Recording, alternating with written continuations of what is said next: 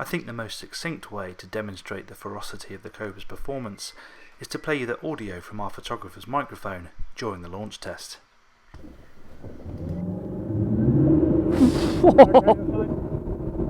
Holy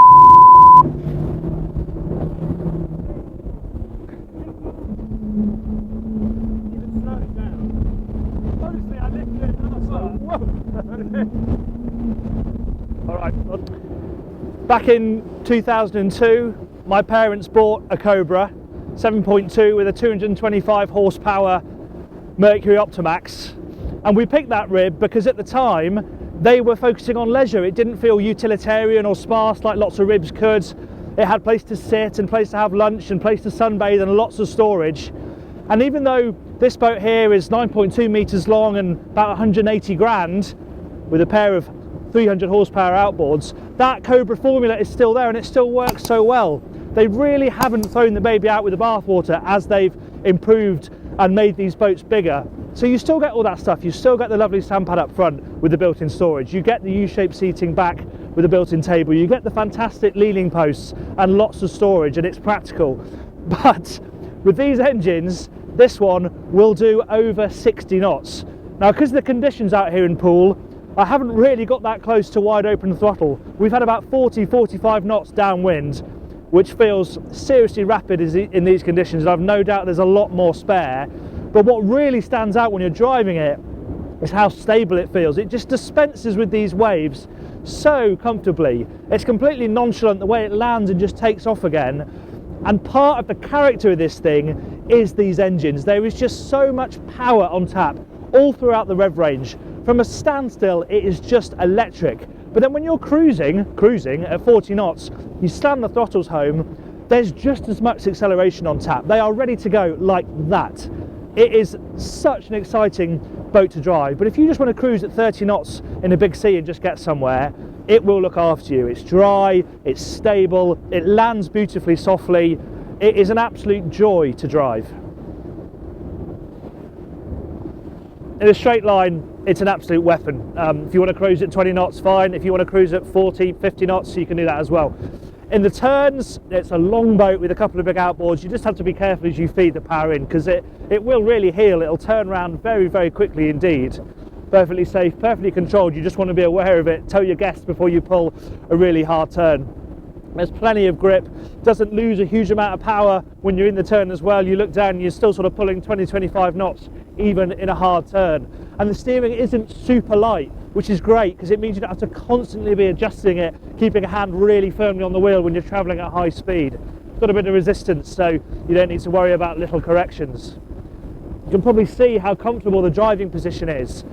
These are actually suspension seats. They don't look like them. They're really cleverly integrated into this console, but there is some shock absorption in there. But for me, this is the best position. I'm braced up against the console. I've got back support, side support, and I love how the throttles are so high and close to the wheel. And I have a hand on the throttles the whole time, and because this Mercury throttle's got a big hub on it, can rest your wrist perfectly there, and you've got really good, fine control over the throttles anywhere in their reach. If I had one complaint, it would be that when I'm standing like this, there's not a huge amount of protection from the windscreen, but actually when you sit in these seats, it does a good job of blowing the breeze over your head. And the other thing is, even though this is the upgraded console, so you get these lovely backlit switches down here for lighting and other electronics, there isn't really anywhere to put anything. Yes, there's storage back here, but I'd like somewhere on this dash where I can put my phone or a handheld VHF, something like that. Aside from that though, really cannot fault the driving environment. So let's have a bit of a closer look at the details then. So this is the 9.2. There's a myriad engine options you can have outboard wise on this model. This has got the largest twin 300s. There is a version of the Cobra that you can have inboards with, not this particular model, but you can have inboards if you want, but this is really outboard focused. And this boat's got some optional extras on it that take it up to around £185,000. Prices start from 150 odd, including VAT, but we'll get on board and have a closer look at where those differences lie.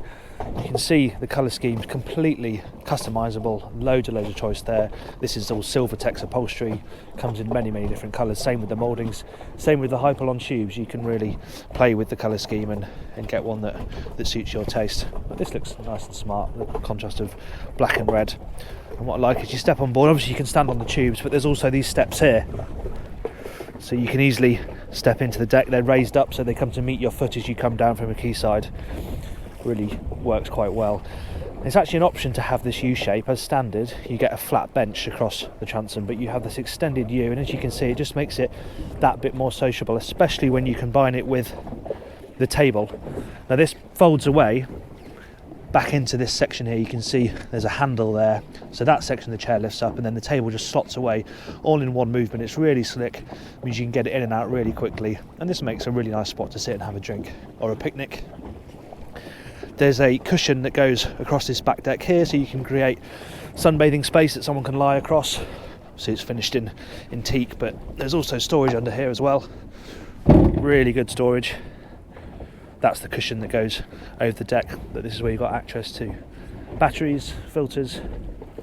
We've also got a deck wash in here and shower, so there's a shower at the transom so you can get out and hose yourself off with fresh water once you've been for a swim.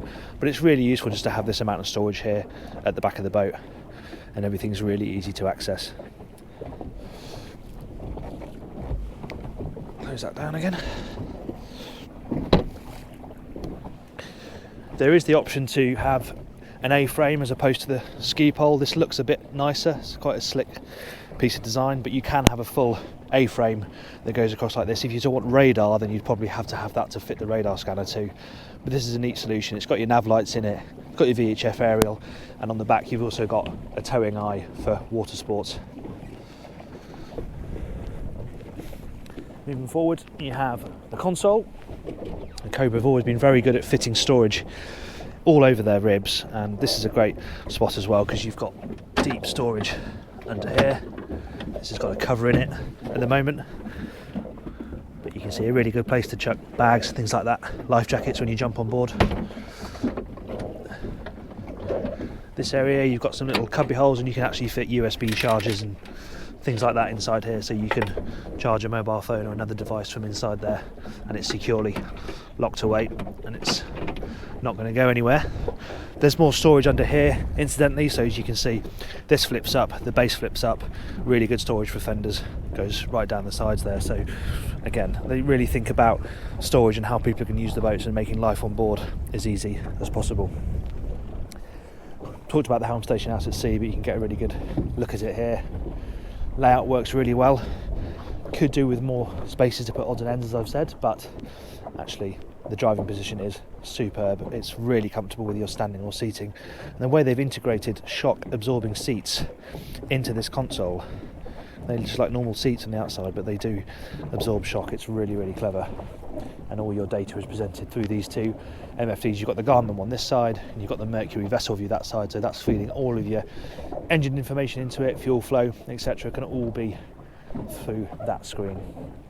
And there's also lots of handholds on this boat. So back here, I find on ribs people will end up standing and holding onto this area. You've got the two people at the helm, and then people will generally stand in this position, hold on. They're protected by the people in front, they can brace their knees, so it's a really good position to stand. It's nice that you've got this handhold here so that you can brace on while you're doing it. And again, notice how there's a really good substantial handhold around the edge of the windscreen as well, so as you're making your way down the side deck, you naturally just put your hand there and pull yourself forward. It's also worth noting that they've got ropes down the tubes, not necessarily fitted to all ribs.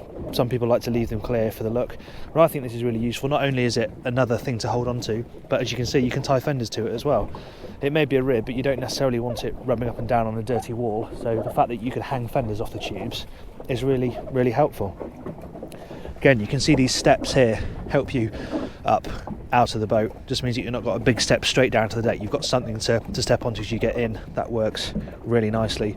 I think one of the key features that makes this such a competent day boat is that you have this under here as well.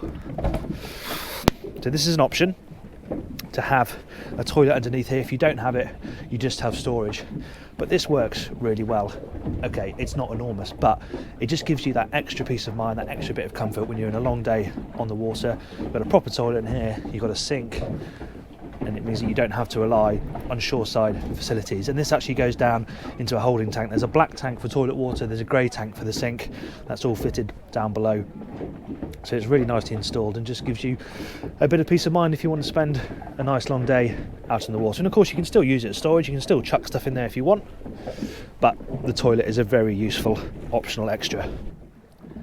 And then obviously you have the suicide seat here. If you don't have the toilet, then it's a bit further set into the console, but it's still a nice position to sit in, and appropriately you've got really good solid handholds on either side, so the person sitting there having the ride of their life has got something nice and easy to grip onto. If we turn and look at the bow, this is it in sort of travel mode. You can see you can sit legs down there. You can have a table in there as well, that's an option. You can have a stand in the deck and you can have a table, so you can have two dining areas. There's also infill cushions, so you can put cushions in here and they fill individually, so they all stow away inside this storage around the side. And you have a sun pad up here. Really nice comfortable place to stretch out when the boat's at anchor. And of course there's storage. Those are the cushions that infill to make the sun pad, but this is just really useful. Easily accessed storage on both sides. Nice and deep, dry locker to chuck kit, and then right forward is where you find access to the windlass. It's an optional extra, but it's a nice one. You can control it from here. As you can see, you've got the buttons here, so people can control it from up here, but you also have control from the helm, and that goes through the hull. So the anchor's mounted through the hull. Looks really smart, but again, really good access to all the equipment here. If you have any issues, you can get to it nice and quickly. I'm sure you're wondering what you do about shelter aboard this boat. Well, there are two options. You can either have a T-top, and if you spec that, that is mounted within the back of the seats here. So the T-top goes upright there, and you can either have it as mesh, carbon fibre, or as fiberglass. Or the other option is a bimini, and that simply attaches here, stows around the back of the seating here, and that pops up and you can lash it to the windscreen. It means you get shelter over the seating area. Maybe not such a concern here in the UK, but if you're using the boat in the Mediterranean, that sort of shelter is absolutely invaluable. Thanks very much for watching our review of the Cobra 9.2 Nautique. If you like the video, please hit the like button and remember to subscribe to the channel and hit the bell icon so you're notified every time we upload a new video. Thanks for watching, and I'll see you on the next one.